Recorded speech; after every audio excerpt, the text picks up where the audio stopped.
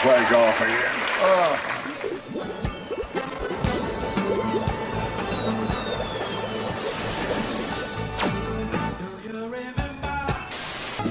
Police Squad in color, starring Leslie Nielsen.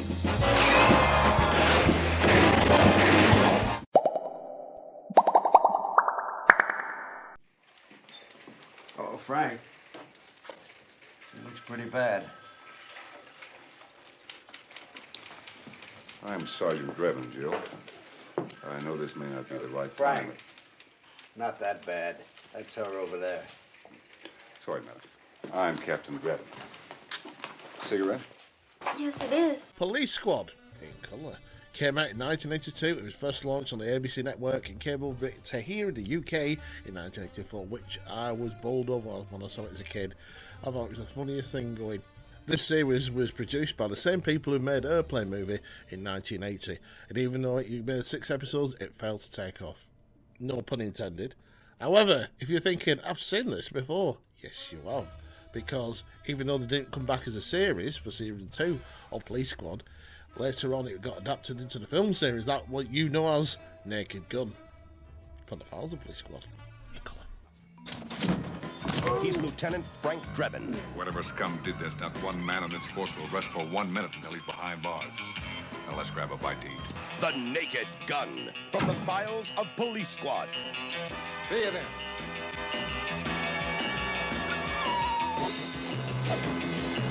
Now, if you follow this channel straight from the beginning, and I hope you have, you know I used to present these videos with my friend Chris Cassidy. Now, the reason why you haven't seen him for quite a while, he's now a proud daddy. He's had 4 children in this last 5 so years while being on Mooch TV, so that's why you don't really see him anymore, but he does watch it. Hello, Chris. Hello, family. And the reason why I'm bringing up Chris is when we first met, we used to work at a cinema here in Blackpool in England, and something that broke the ice between each of us, that we realised we had the same sense of humour. We was talking about comedies, and one film he brought up was The Naked Gun, which he said is the funniest film he'd ever seen. To which I went, yeah, it's not as good as Police Squad. To which he went, what? Police Squad? Who? Police Squad? You're echoing here. So we were talking, and he was saying, like, Leslie Nielsen, this is obviously the best thing he's ever done. I went, no, he was funny in Police Squad. He was both a straight man, he was a bit of a bumbling idiot, and I don't like the change. So he said, really? I said, seriously? And then I went on to describe a scene, which I will talk about later with my guest coming up. And needless to say, he was on the floor, which was a bit embarrassing because we're ripping tickets for people coming in. So he's on the floor laughing. People think I've said the funniest joke in the world. I was just describing the scene. Well, I kind of nailed it. He said, I've got to watch it. Now, this incident was observed by my next guest. And of course, he's no stranger to Mooch TV either, as he's appeared in earlier episodes. So let's talk about Police Squad to our guest tonight. From the lost art of podcasting, here tonight is Adam Cox. It's nice, that. Oh. No, I'm alright. Hi, Adam. Hello. Thanks for joining us. It's It's just me. So, Police Squad. Police Squad. Well, I think the first question you need to answer is, who are you and how did you get in here? Well, Who are you and how did you get in here? I'm the locksmith. And I'm the locksmith. locksmith. And I'm a locksmith. Zai obviously watched it as I think it was about 13 when I saw it in 80. It came out. It was made 82, but I think we had it 84 over here. We're a bit late again. Right. Obviously, it was only 6 episodes. This one day at work, Chris was discussing like how his favourite comedy movies is Naked Gun. I went, whoa, not as good as Police Squad. Police what? Police Squad. What's Police Squad? I went, what? Same thing, yeah? To be fair, I do remember this became like a week-long discussion of going around to everyone going, have you seen Police Squad? And everyone would go, no, apart from the odd person to go, yeah, it's pretty good. Got it on DVD. I remember saying to you, oh, how many episodes is it? Because I've never heard of it, or I'd heard of it but never seen it or something. And he said, oh, it's on like 6 episodes. Yeah. And then Rob said, oh, I've got the DVD, you can borrow it off me if you want. I'll pretty much watch it tonight because I'm late or something at work. Yeah. And bought it in the following day, and I was like, this is amazing. And then went to like HMV and bought it for like $2.99 or something. And I think even you were shocked, like, you paid $2.99 for it, you should pay more than that. But yeah, it was because it was one of them, but it's like, because I found it so funny, I was like, well, I know I'll watch it again at some point. Yeah.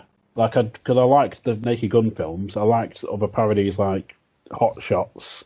Yeah. And that sort of thing. So it's like, well, it's got like rewatch quality to me. So yeah. Oh yeah, I suppose you can go back because there's so many great jokes in it. Which brings us to the next question. Well, one of two questions. Which is your favourite particular episode? Probably the first one, to be fair. Well, that's what got the ball rolling, isn't it? I mean, what's it called? He's got 2 titles. I've actually got it here. It's as it says on the episode. The Broken Promise. It says tonight's episode, a substantial gift, and it's called that's like the Broken Promise. Or something. So, well, that was the first part of the first of 2 gags that had me laugh. I mean, there were 3 really, because obviously you had your Abraham Lincoln.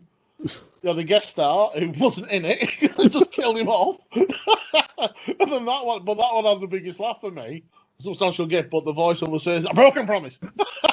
I'm sold. I don't know if you know this, but the very first episode, especially the first sort of scene, is virtually word for word, frame for frame, for something called a series called M Squad. It used to be Lee Marvin was in it. It's beyond my time. Frame for frame is word for word. A bit like Airplane, what they did with Airplane. They obviously they made a fun of a film. I forget what that was called, but that was more word for word, frame for frame, because it was so funny. They all do the same thing. Stewardess. I think the man next to me is a doctor. Oh, thank you. Sir, excuse me, are you a doctor? That's right. Can you fly this airplane and land it? Surely you can't be serious. I am serious. And don't call me Shirley. Doctor, I've asked everyone. Mr. Stryker's the only one. I know nothing about flying. All I know is this. You're the only person on this plane who can possibly fly it.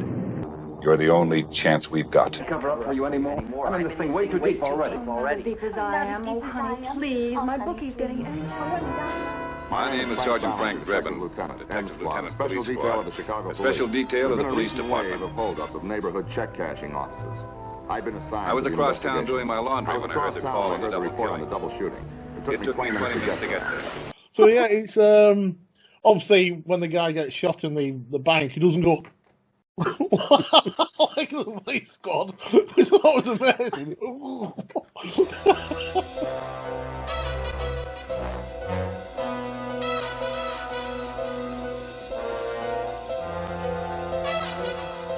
And obviously, next week we're introduced to Drebin, and I prefer this Drebin to the one in Naked Gun. This is one of the argument I was having with Chris, and because he said Naked Gun, Frank Drebin. I said no, he just said he's silly in the Naked Gun. In the police code, he's completely straight faced. It's a different character to me. Yeah, I think it's a stronger character, but you'd absolutely have to watch it. But he's like driving along doing his voiceover, and occasionally has 3 hands driving. His nose. Introduced to obviously his team, the squad, which is what's the tall one you were pointing out the other day. Al, is it? Got some on your face there, Al. Yeah. Oh yeah, banana. By the way, Al, you're out of uniform again. Regulation headgear only. You know that. Sorry, Captain. He's one of 2 Frank. carryovers because the only ones to go into the films was obviously Drebin. Mm-hmm. Al, and the science guy, which always makes me laugh. There's like no wall but a door. Frank will go through the door, but the other guy will just go around. What's the point of that? After these messages, we'll be right back. Urgent! Get down to the club right away! Broad Squad. Tonight's episode, Terror in the Night.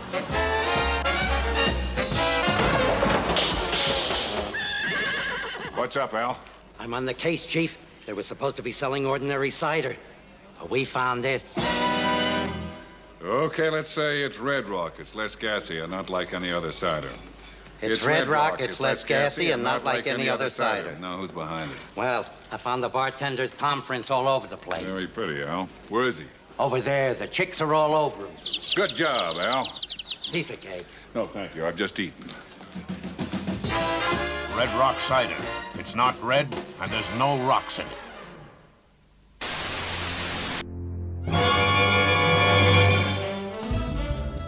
Our next stop was a neighborhood known as Little Italy. A criminal investigation seldom follows a straightforward, clear-cut course. Yeah, I have to agree. I think the first one's the best episode. What's the best three sort of jokes I've been with you ever since you watched that first DVD? For me, that when I first remember watching it, there's always the bit with not when the first guy gets shot, the teller, because he's literally still doing the stamping and stuff and filing the papers as he's like going down. Yeah, like just why? But then it's when the woman's getting interviewed, and it starts off with like becomes the trademark running gag of cigarette. Yes or no? So you get that, but then it's also when they're going through what happened. It's like, so right, Jim shot first and then shot twice. No, he shot once. So hold on, he shot twice and then Jim fell. Who's Jim fell? Oh, he's the clerk who wasn't in today. And that whole sort of sequence is brilliant. Who fired twice? Once. He's the owner of the tire company, Frank. The woman's kidnapped, and the kidnapper rings the parents, and they're like, "Oh, keep them talking."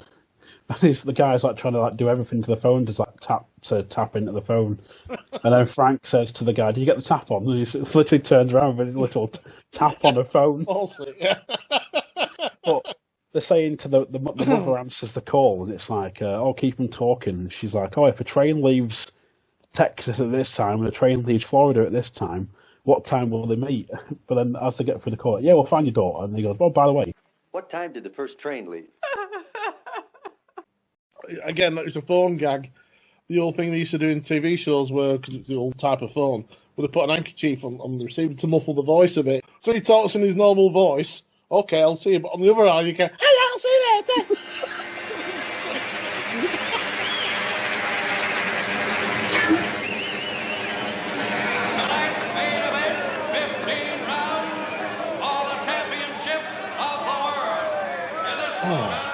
I think the king of the one, he's the one that had Chris on the floor, which is just, by these days, you can't do it today. It's just so wrong. Yeah, you can't help but laugh. And all I can remember is just telling him, businessmen in plant pots. And then I did the impression. Oh, the Japanese garden. Terry, can I talk to you in private? Of course. Let's go out in the Japanese garden. What is it, Kingsley? I made the mistake of showing that to people at college recently. And I was like, "Oh, have you ever seen or heard of Police Squad?" And they're like, "No." It's like, "You've heard of Naked Gun, haven't you?" Yeah, I heard Naked Gun. I was like, "Right, watch this clip." And just waiting for the reaction. Like, I'm a terrible person, I know. It's so funny, it's wrong. All different, because they're all standing like that. I think there's one lady like that. And I found that later on, so we got footage of the kidnapping. Kidnapping take one. What's the word in the street, Johnny? I don't know. I hear a lot of things. What's the word on the street, Johnny? I don't know nothing. Oh. Here you go. You're barking at the wrong tree. But it's, for me, I think the funniest one so far is the Johnny bit. I think it's in episode 2, where he's with a surgeon, and he's like, "What do you know about a cardioventricular something or other?" And he's like, "I don't know nothing." Gives him the money. And he's like, "You need to make the incision at this point." He's like, he was shoe shiner. Yeah, where's the shoe shiner? What do you know about life after death? I wouldn't know anything about it. You talking existential being or anthropomorphic deity?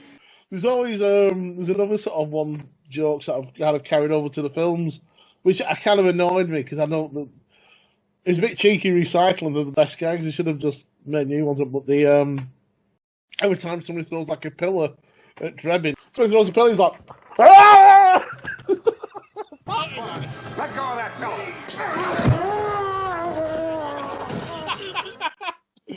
Oh, I'll be laughing. I think he's in a fight. And at the end, he's got quite a few marks all over his face. Gets an anchor to wipe it, and then he's clean, and his hair's even neat.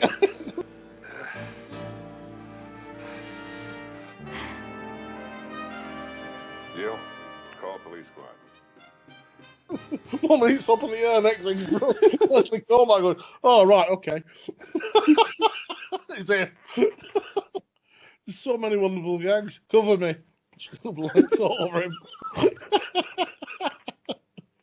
Oh, yeah, so would you, obviously, I was going to say, would you recommend it, but you've obviously shown everybody at bloody uni, so I mean, that's a big yeah. Yeah.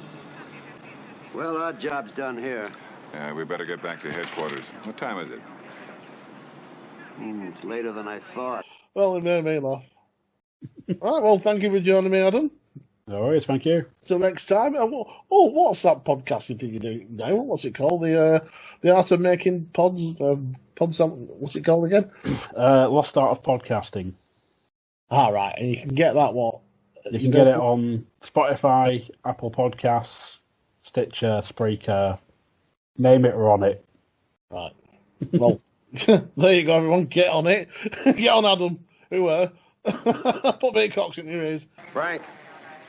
Black and White is here.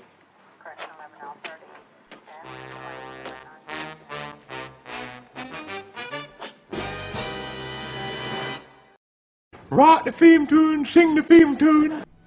Adam's not a daft lad, he's just sensed what's coming up now. And to end this episode of Police Squad Memory Bubble, it's time to do the theme tune. And Police Squad had an exceptional ending and a great theme by Aaron Newman.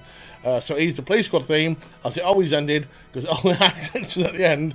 But most detective series of the time, they used to have a freeze frame at the end and then the credits. With Police Squad, they want one better. They did a freeze frame, but there was something moving in the background. So in other words, the actors just stood there for no reason like that. So to end that way, we'll pay homage to Police Squad with that ending. Thank you for watching Memory Bubble. Till next time, take care. Stay safe.